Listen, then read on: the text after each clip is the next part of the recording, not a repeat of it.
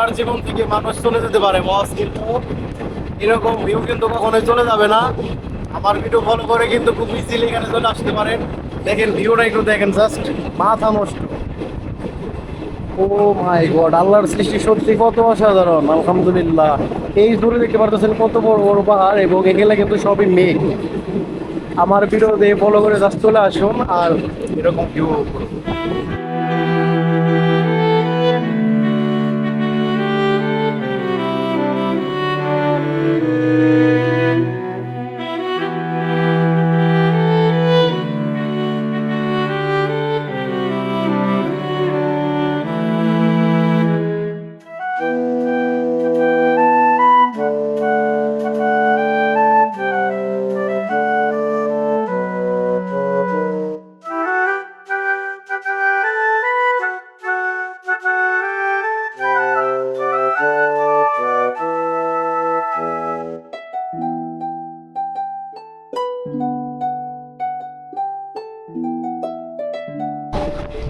সত্যি কথা বলতে এখান থেকে খুব সুন্দর রিস্ক চলে এই জার্নি।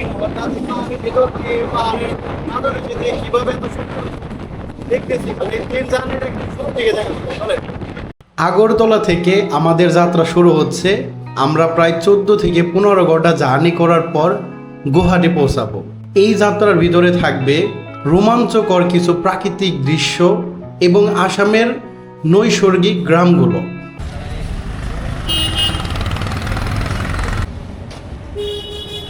কীভাবে তৈরি করেন, কী কী দিয়ে বানান আঙ্কেল? এটা পানিপুরি না? ওকে, এখন হচ্ছে আপনার ইন্ডিয়ান টাইমে 2:30 বাজে। ওকে, আমরা ট্রেনের জন্য ওয়েট করতেছি। অনেক কষ্টে এরকম একটা জায়গা পাইছি যেখানে যে উপরে ফ্যান আর নিচে বসে রয়েছি, মানে একদম সকাল থেকে প্রচুর গরমের মধ্যে ছিলাম। আর এই দেখতে পারতেছেন রেল স্টেশন মোটামুটি ভর আছে। তো আপনাদের সাথে পরিচয় করে দেওয়া হয় নাই। ভাই আপনার আমার নাম সীমান্ত সাহা। আপনার তন্ময় ভাই। তা আমি কিন্তু ওনাদের সাথে কিন্তু অনেক দিন ধরেই আপনার কন্ট্যাক্ট করে অ্যাডজাস্ট করে তারপর হচ্ছে টিম হিসেবে আসা হয়েছে। আমি প্রথম থেকে ভাইদের চিনতাম না, পরে আস্তে আস্তে কিন্তু পরিচয় হয়ে গেছে। সো আপনার আগের ব্লগেও দেখেছেন তাদের পরিচয়টাই দেওয়া হয় না, মানে এত ঝামেলার ভিতরে ছিলাম, খুবই কষ্ট করে ভিডিওটা করা হয়েছে। তো যাই হোক, আমাদের ট্রেন হচ্ছে আপনার 5:20, এখন হচ্ছে আপনার প্রায় 3টা বাজে। তো আরেকটু ওয়েট করবো, তারপর হচ্ছে ট্রেনে ওঠার পর আপনাদের সাথে দেখা হবে।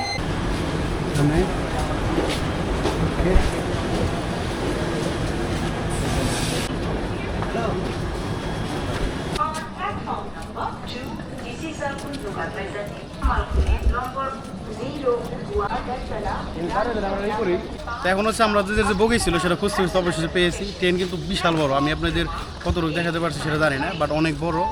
আমাদের টিকিটটা অনলাইন আগে কাটা ছিল। আপনারা যদি আসতে চান মিনিমাম 4 থেকে 5 দিন আগে টিকিট কাটবেন, তা নইলে টিকিট পাওয়ার সম্ভাবনা খুবই কম।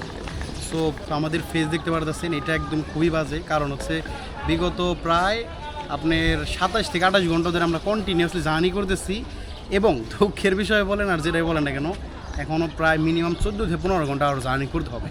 সো বুঝতে পারতেছেন, আপনারা যারা আসবেন অবশ্যই এরকম মানসিক একটা শক্তি নিয়ে আসার চেষ্টা করবেন। ওরে ভাই ভিউ রে! একটা বিষয় কি, এটা কিন্তু আমার প্রথম বিদেশ ভ্রমণ, বাট একটা নার্ভাসনেস যে কাজ করে সেটা কিন্তু আমার কখনোই করে না। আমার মনেই হচ্ছে না যে আমি ইন্ডিয়া আছি। সো যাই হোক, আপনারা যারা আসেন বা ভয় পান তাদের ভয়ের কিছু নাই। আপনারা খুব ইজিলি, আপনি সব কাগজপত্র ঠিক থাকলে খুব ইজিলি আসতে পারবেন। আর কত টাকা খরচ হবে, কী হবে, সব কিছু আমার ডিসক্রিপশনে থাকবে। আই হোপ যে আপনারা ভালো একটা গাইড পাবেন। আর আমি সবসময় যে ভিডিওগুলো করি পুরো গাইডলাইন দিয়ে এই ভিডিওগুলো করার চেষ্টা করি। তো যাই হোক, আমাদের ট্রেন সম্ভবত আর 20 থেকে 25 মিনিট পরে ছেড়ে দেবে। এখন হচ্ছে আমরা আগরতলা থেকে সরাসরি গুয়াহাটি যাব, আর সেখান থেকে হচ্ছে আপনার শিলং যাব।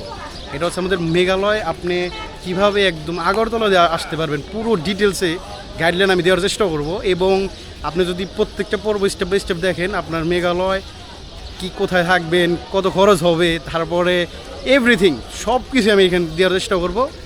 আই হোপ যে কন্টিনিউ ভিডিওগুলো দেখবেন। আর এখন হচ্ছে আমাদের ট্রেনটা ছাড়ার পর তারপরে আবার আপনাদের সাথে দেখা হবে। আর এখানে একটা উল্লেখ্য বিষয় হচ্ছে, আমরা ট্রেনে ওঠার আগে কিন্তু কিছু খাবার কিনে নিয়ে উঠেছি। আপনারা যখন এখানে আসবেন অবশ্যই চেষ্টা করবেন আপনার রাতের যে খাবার সেগুলো কিনে নেওয়ার জন্য। এই যে এইটা হচ্ছে আমার সিট, আপাতত এখানে রেস্ট নিতেছি, বাট রাত হলে তখন আর কি ওখানে উঠে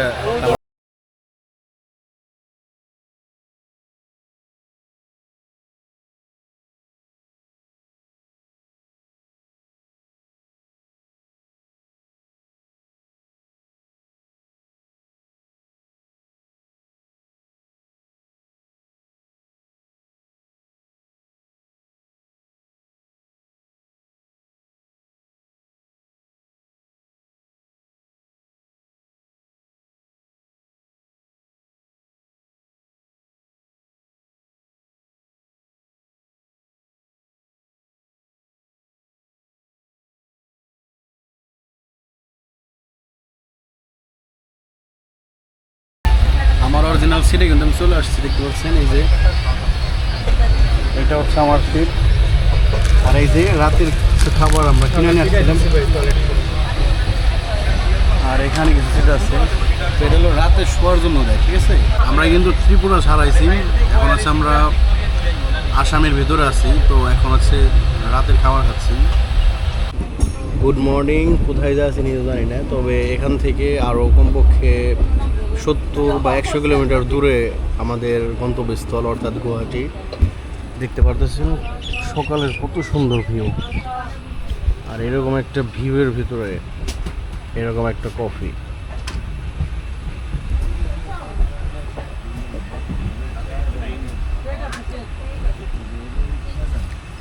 টোটাল বিষয় হচ্ছে আপনার প্রায় 13 ঘন্টার উপরে জার্নি করা শেষ, আর এখন হচ্ছে আরও মনে হয় 2 ঘন্টা বা এরকম সময় লাগবে। তো আপনারা এরকম প্রস্তুতি নিয়ে আসবেন। আর এখানে দেখেন অস্থির একটা ভিউ পাওয়া যাচ্ছে, অস্থির। এখানে একটা বিষয় খেয়াল করেন, এই যে দূরে যে বিষয়গুলো দেখা যাচ্ছে এগুলো কিন্তু সবই অনেক বড় বড় পাহাড়, বুঝছেন, অনেক বড় পাহাড় এগুলো।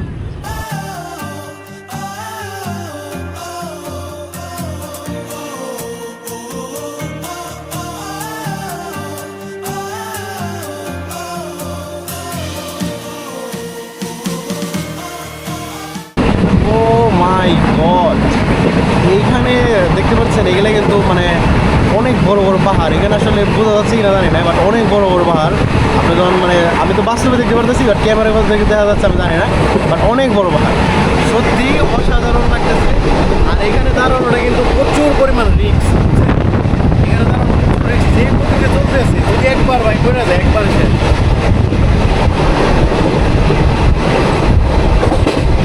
মেঘালয় ঘোরার জন্য যে আপনার সিলেট দিয়ে যাইতে হবে এরকম কথা নাই।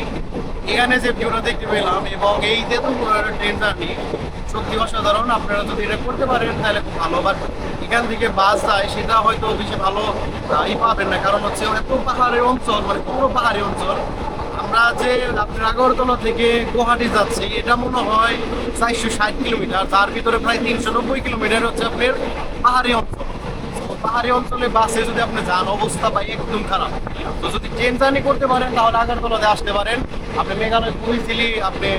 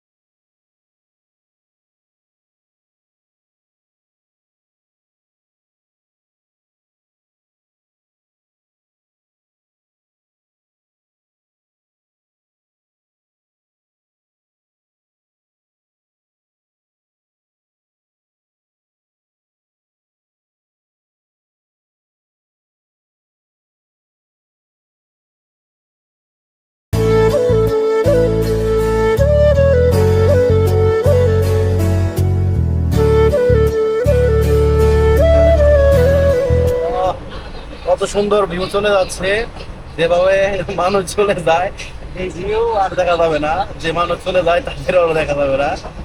দেখতে পারতেছেন প্রায় এই মানিকগঞ্জ থেকে যদি শুরু করি প্রায় 48 ঘন্টার উপরে জার্নি করা হয়ে গেছে।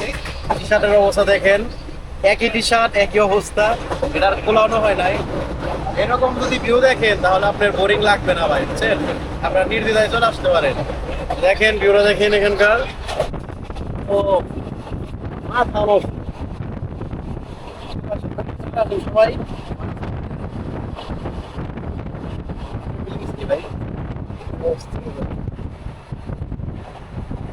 মানুষ চলে যেতে পারে, ভিউ কখনো চলে যাবে না। এই ভিউ আপনি আবারও দেখতে পারবেন, চলে আসেন।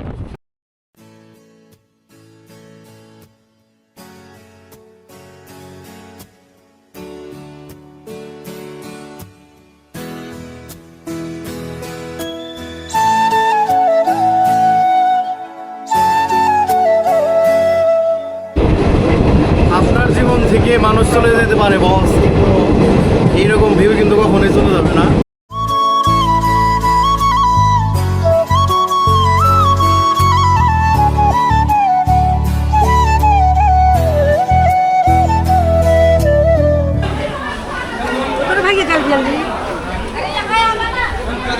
ওকে, চলে আসছি গুয়াহাটি। এটা হচ্ছে গুয়াহাটি স্টেশন, অনেক বড়।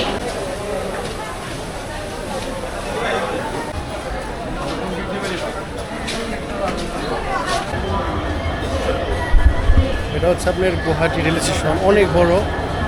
আর যে ট্রেনের কথা বললাম, যে ট্রেনের বাহিরের অংশ বেশি ভালো না, কিন্তু ভিতরে কিন্তু অনেক সুন্দর, যেটা আমি আপনাদের রাতে দেখাইছি।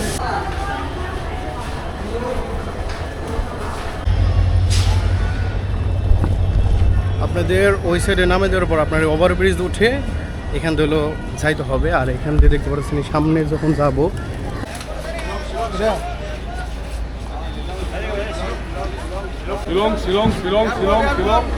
যেটা বললাম যে গুয়াহাটি থেকে নামার পরে আপনি অনেক ড্রাইভার পাবেন, সেখান থেকে গাড়ি ভাড়া করে যেতে পারেন। আমাদের হচ্ছে 500 টাকা বলছিল, কিন্তু আমরা 400 টাকা করে যাবো। আমরা বাসে যাওয়ার ইচ্ছা ছিল, কিন্তু বাস নাই। তো প্রায় 14 ঘন্টা জার্নি করার পর আসছি আপনার এই স্টেশন গুয়াহাটি।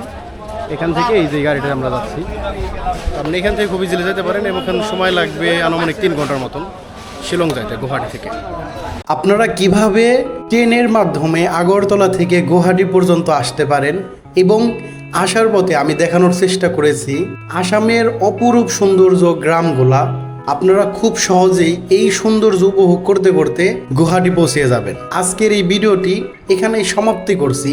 পরবর্তী ভিডিওতে দেখব কিভাবে আমরা গুয়াহাটি থেকে গাড়ি রিজার্ভ করে মেঘালয়ের রাজধানী শিলং পৌঁছালাম।